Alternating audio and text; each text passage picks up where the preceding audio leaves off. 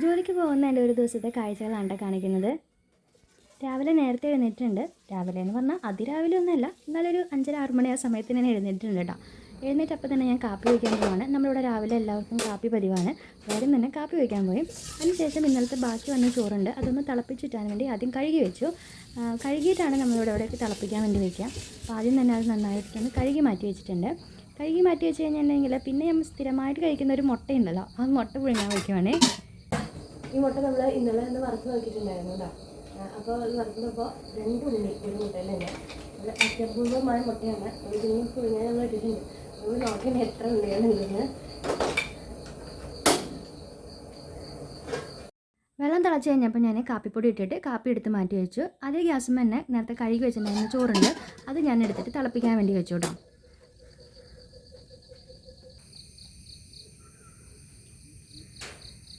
ഇപ്പോൾ ഏകദേശം ഒരു 6:30 ആയി. അപ്പോൾ ഇനി നമുക്ക് ചോറിൻ്റെ പരിപാടി കഴിഞ്ഞു. ഇനി നമുക്ക് തോരൻ്റെ പരിപാടിയാണ്. അപ്പോൾ തോരനായിട്ട് കൊണ്ടുപോകുന്നത് ഉരുളക്കിഴങ്ങും ക്യാരറ്റും മെഴുക്കുവരട്ടിയാണ് കേട്ടോ.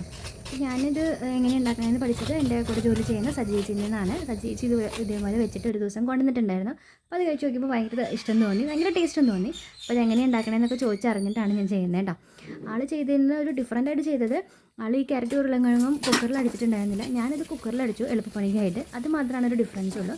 ബാക്കിയൊക്കെ ആൾ പറഞ്ഞ മാതിരി തന്നെയാണ് ചെയ്തത്. പക്ഷേ എന്നിരുന്നാലും കൈപ്പുണ്യം എന്ന് പറയുന്നൊരു സംഭവമുണ്ട്.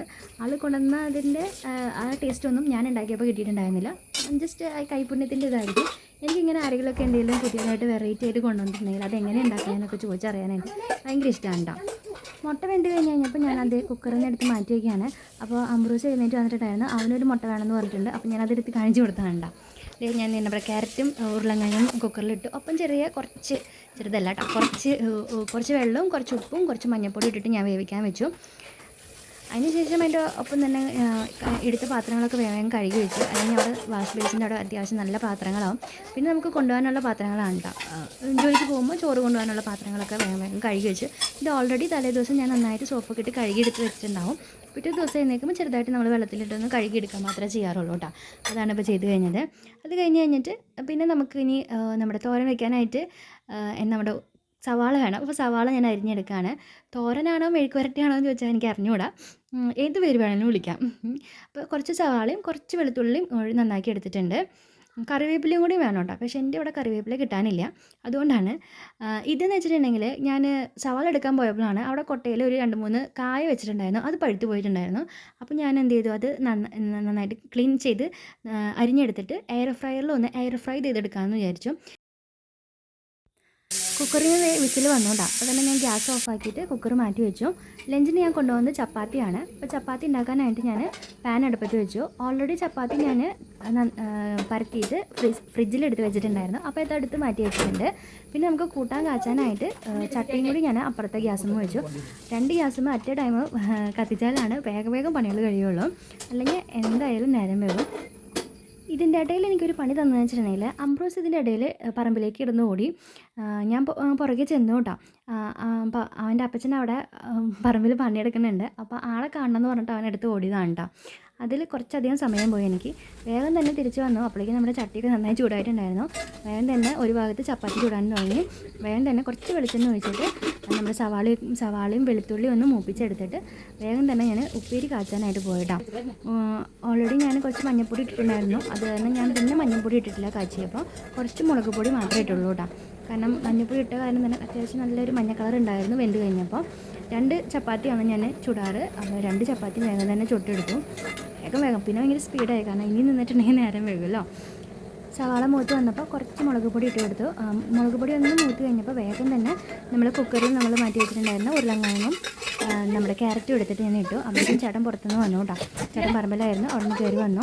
ഇനി എനിക്ക് നിൽക്കാൻ പറ്റത്തില്ല, ഞാൻ വേഗം പോയി കുളിക്കണം. ഇപ്പോൾ സമയം ഏകദേശം 7:30 ആയിട്ടുണ്ട്. ഇനി നിന്ന് കഴിഞ്ഞിട്ടുണ്ടെങ്കിൽ മൊത്തത്തിൽ നേരം വേഗം. പിന്നെ കുറച്ച് ഉപ്പിൻ്റെ കുറവുണ്ടായിരുന്നു, വേഗം ഉപ്പൊക്കെ ഇട്ടു. പിന്നെ വേഗം ചപ്പാത്തി മാറ്റി വെച്ചിട്ട് ഞാൻ ചെയ്ത് ദോശ ചൂടാണ്. 2 ചപ്പാത്തി ചുട്ടു, 2 ദോശയാണ്. ഇതാണ് എൻ്റെ ബ്രേക്ക്ഫാസ്റ്റ് വരുന്നത്. അപ്പോൾ വേഗം തന്നെ ചടപടയെന്ന് ഞാൻ ദോശയും ചുട്ട് മാറ്റി വെച്ചിട്ട് വേഗം തന്നെ കുളിക്കാൻ പോയിട്ടാണ്. അതിൻ്റെ ഇടയിൽ ഞാൻ വന്ന് നോക്കിയപ്പോൾ നമ്മുടെ എയർ ഫ്രൈയിൽ വെച്ചിട്ടുണ്ടായിരുന്നു നമ്മുടെ ബനാന ചിപ്സ് റെഡി ആയിട്ടുണ്ട്. നല്ല രസമുണ്ടായിരിക്കും എയർ ഫ്രൈ ചെയ്ത് കാരണം. കുളിയൊക്കെ കഴിഞ്ഞതേ വന്നു കേട്ടോ.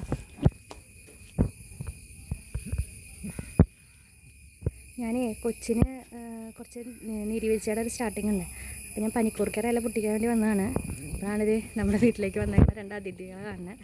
ഞാൻ ആദ്യമായിട്ടാണ് ഇത്രയും അടുത്ത് മയിലിനെ കാണുന്നത് കേട്ടോ. ഹലോ,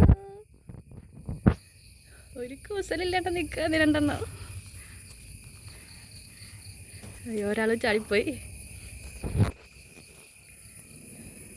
ഇതെന്തെങ്കിലും ചെയ്യുമോ? അത് എനിക്കൊരു പേടിയുണ്ട്. ഹലോ, ആഹാ, മയിലിൻ്റെ കൂടെ ഞാനൊരു സെൽഫിയും കൂടി എടുക്കാമെന്ന് വെച്ചു. പോസ് ചെയ്തേ.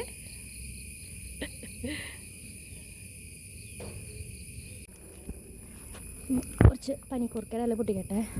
മയിലിനെ നോക്കി നിന്നിട്ടുണ്ടെങ്കിൽ നമ്മളെ നേരം വേഗം പാടാ. ടാറ്റാ. കുറച്ച് തുളസിയുടെ ഇല കൂടി പൊട്ടിക്കുക. ഫുഡ് കഴിക്കാൻ പോവാട്ടാ. ദോശയും കടലയും മുട്ടയാണ് എടുത്തിരിക്കണേ.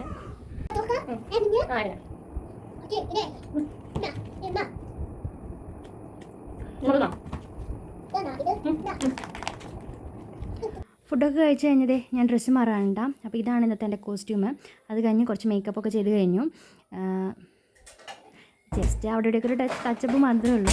ചെറിയൊരു ഒന്നില്ലെങ്കിൽ ഞാൻ സൺസ്ക്രീൻ തേക്കും, അല്ലെങ്കിൽ ഞാൻ നമ്മുടെ എന്തെങ്കിലും ലോഷൻ എടുത്ത് തേക്കും. പിന്നെ മുടിയൊക്കെ ഒന്ന് ചെറുതായിട്ടൊന്ന് വാരി കെട്ടിയിടും. നന്നായി ഒന്നും കെട്ടില്ല, കാരണം നമുക്ക് ഹെൽമെറ്റ് വെച്ചിട്ടുണ്ട് കാര്യമൊന്നുമില്ല. ചെന്ന് കഴിഞ്ഞിട്ടാണ് ഹെൽമെറ്റ് ഊരി കഴിഞ്ഞിട്ട് ഒന്നും കൂടി ഞാൻ തലമുടി കെട്ടാറുണ്ട്. അതുകൊണ്ട് ജസ്റ്റ് ഒന്നിങ്ങനെ ഒരു പോയിന്റിൽ കെട്ടി വയ്ക്കുകയാണ് ചെയ്യാം. അത് കഴിഞ്ഞ് ചെറിയൊരു സ്പ്രേ ഒക്കെ അടിച്ചിട്ട്, ഇതൊന്നും സ്ഥിരമായിട്ട് ചെയ്യാറൊന്നുമില്ല, ഞാൻ ജസ്റ്റ് വീഡിയോ എടുക്കുന്ന കാരണം ഇങ്ങനെ ചെയ്തെന്നുള്ളൂ. ജസ്റ്റ് ഒരു ഷോ. അപ്പോൾ എല്ലാവർക്കും ടാറ്റാ ബൈ ബൈ. ഇനി ഞാൻ ജോലിക്ക് പോകാനുണ്ട്. ടാറ്റാ.